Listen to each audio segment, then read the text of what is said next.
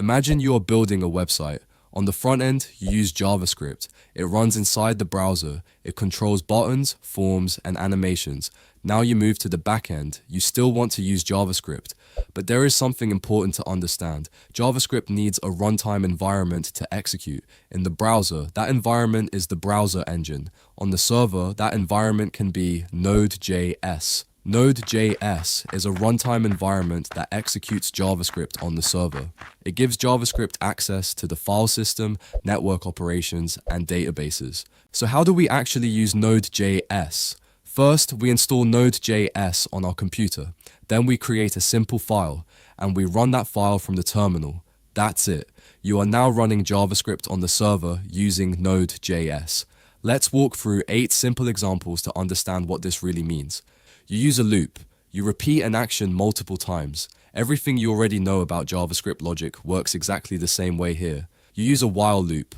A condition controls how long something runs. Again, same language, different environment. Up to this point, it feels familiar. Now things start getting interesting. In the browser, JavaScript cannot directly read files from your computer, but in Node.js, it can. Your backend can open a file, read its contents, and use that data. This is powerful. Now your application can work with real files. Your server can create files, it can store logs, it can save user data, it can generate reports. Now your program is interacting with the operating system itself. Your Node.js application can send requests to other servers. It can fetch data from APIs. It can communicate across the internet. This is how backend systems talk to each other. With Node.js, you can create a server that listens for incoming requests. When someone visits your website, your server receives the request and sends back a response.